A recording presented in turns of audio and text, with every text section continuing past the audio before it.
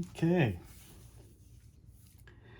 Well, I was talking to a couple friends of mine, and they were like, dude, you don't sound anything like that in real life. You talk way more smack, way more trash than that. Try it. So, I don't know. I guess if the mood strikes me. And I think the other thing is talking smack and cutting up and acting a fool. That's usually a lot more fun when you've got somebody that you're playing against. You know, whatever.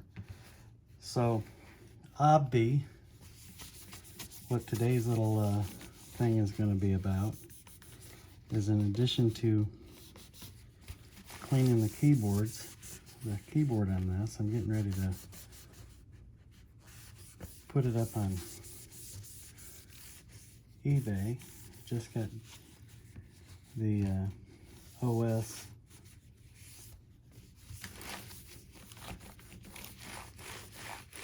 reinstalled, and Mac OS contains a built-in screen reader. Yes, it does. If you know how to use VoiceOver, press Command F5 now to turn it on and set up your Mac. If you would like to learn how to use VoiceOver to set up your Mac, press the Escape key. So why don't we just go ahead and power this sucker down, because there's probably some kind of a YouTube violation having a Apple talking. Yeah, because, well, whatever.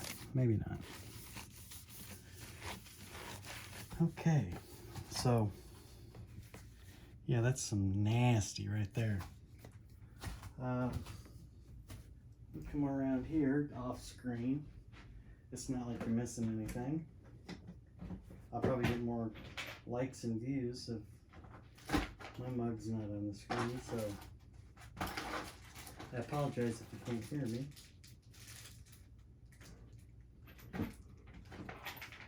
And I probably should have had this all set up prior, but you know, there it is. So what are you gonna do?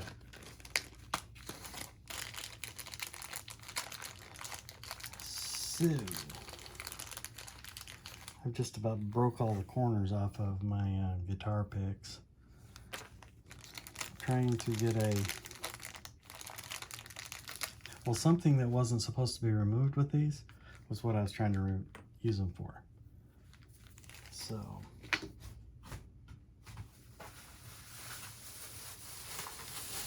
and of course there's a handy dandy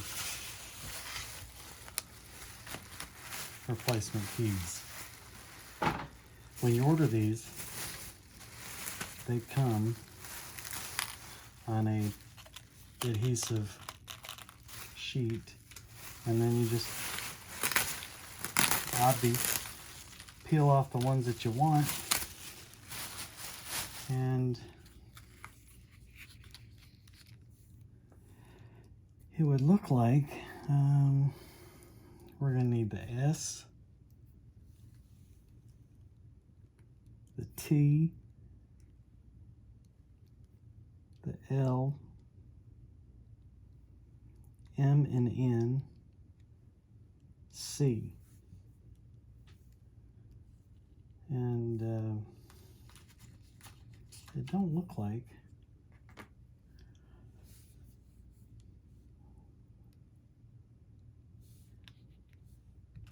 I wonder if they're loose, flopping around. Well, let me sort through these and I'll come right back.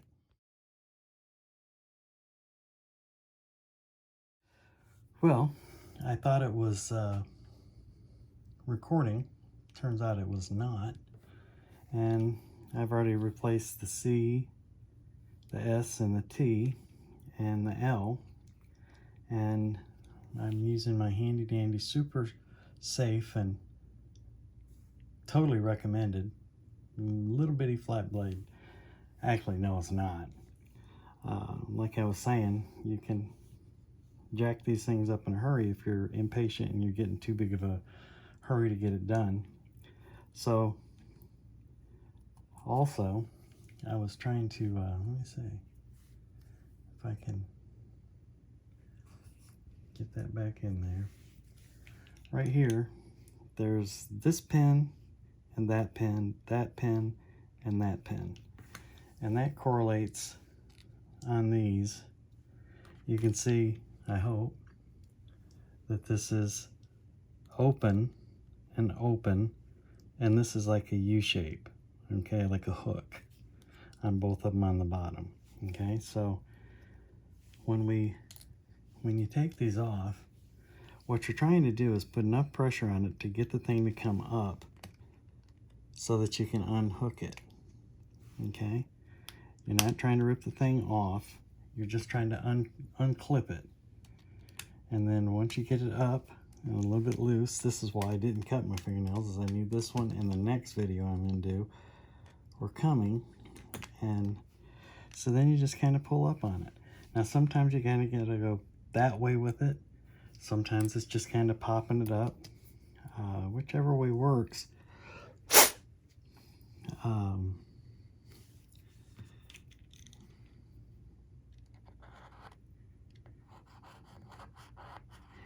You know, I think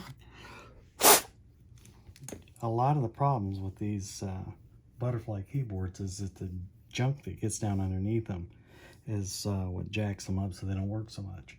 You know, millennial sitting around eating Cheetos and dropping crumbs all over your stuff. Okay, so there it is. I don't know if you could hear it or not. There's a couple of distinct clicks. And I think I really need to do the VB and the N. VBN and M. So let me go ahead and, now that, unfortunately, after you've scabbed a couple of them off of a set of letters or keys, you're kind of left with a concoction or a bunch of little stuff or incompletes. So let me get this other, and I always buy a complete set of keys for each one that I do. Yeah, is it kind of wasteful? Yeah, maybe, but I'm not putting a T or an L or a space or an N instead of a N, and just having, hey, don't forget the M is really a Z. And here on the board here, I'm just adhesive, like I said, just taking the keys off to my next victims. And you know what caused the next video I'm going to do, the issue, is I was in full OCD mode and decided, did you hear that? Now again, I'm just grabbing the edge of the key and popping it loose. I'm not trying to pry anything up, I'm just popping it up. And of course this one's going to be a little jerk. And you, as long as you realize and you keep in mind, well, that was freaking brilliant. I don't know what I just blew off the table. The B. Oh man, I dropped the B. Give me a look for it. Hold on. Okay. So I guess what I was saying is that I had gotten all OCD'd, and I don't know if you can tell, some of these are a little bit shiny, you know, from being used. And I didn't like the shininess right here on the space bar. So I said, well, you know, I got a space bar with this kit. I'm just going to go ahead and replace it. Here's Grant's rule number 47 that I completely just broke. okay? And that was, if it ain't fixed or ain't broke, don't fix it.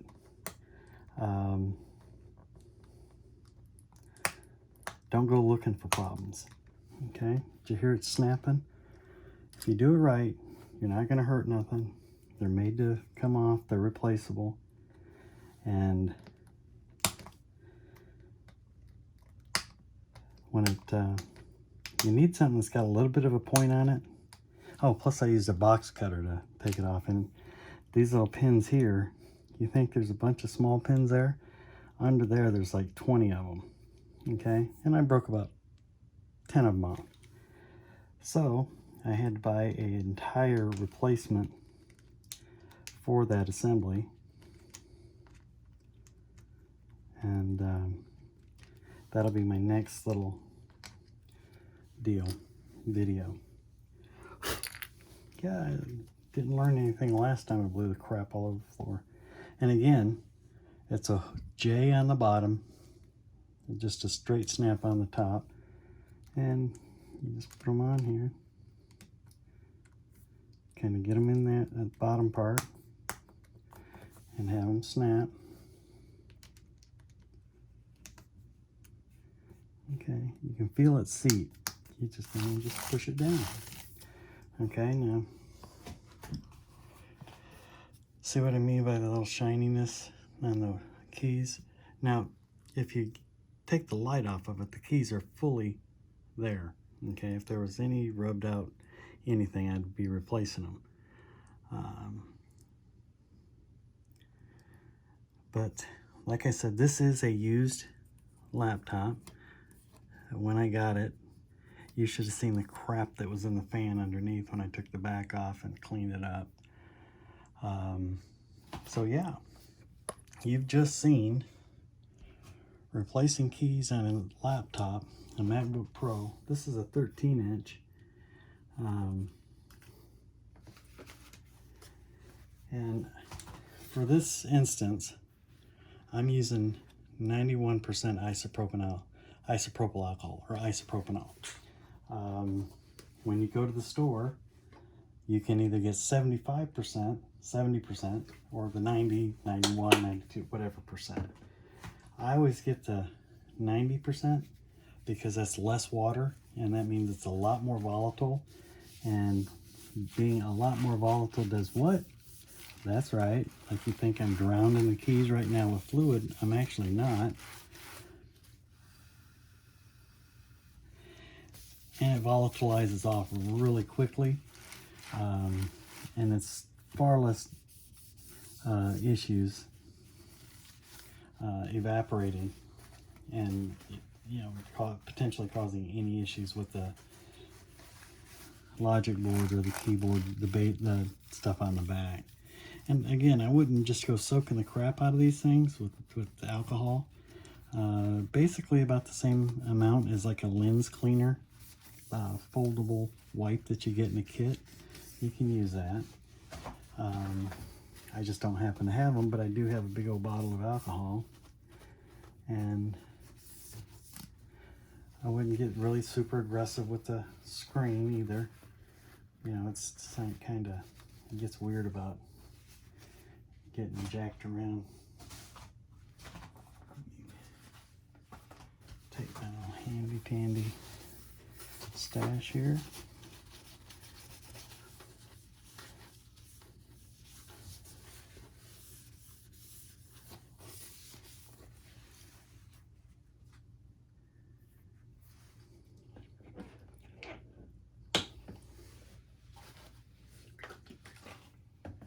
It's kind of weird. I'm in the unique position of letting it set too long without taking it off, so it kind of ghost image down the screen.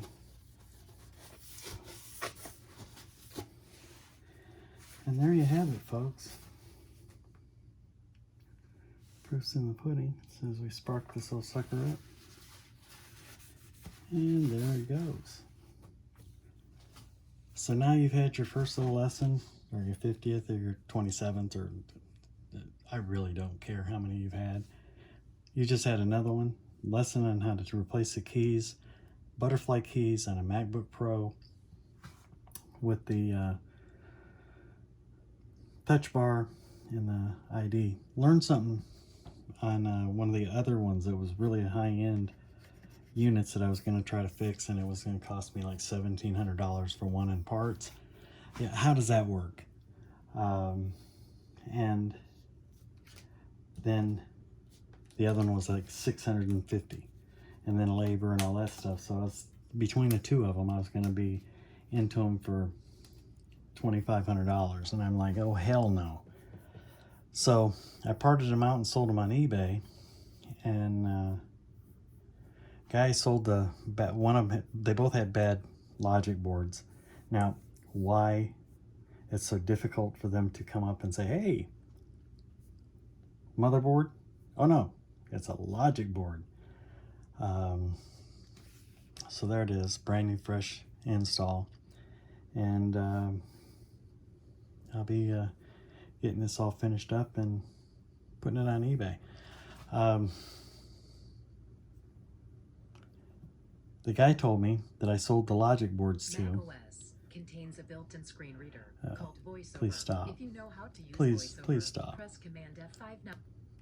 Okay, so, and he told me that when you sell the top case, it'd be the keys and the battery, which is adhered to the bottom of this, the trackpad. You don't have, some people don't sell the trackpad with it, the keyboard, and the palm rest.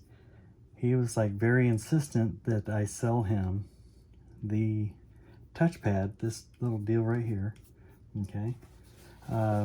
He informed me he's a Mac dealer. Okay. And I really think he worked me for a good price. And that's okay. I willingly said okay to the deal. Just holding it down to power it down. But he said that these are serialized and they're coded to the motherboard, logic board.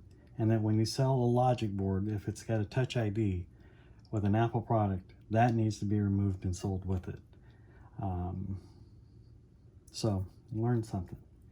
In any case, that's the news, weather, and sports. And thanks for sticking out and hanging out and waiting to the better end to see if I could do it without busting all the keys off of this one. All right, man. Thanks. Peace out.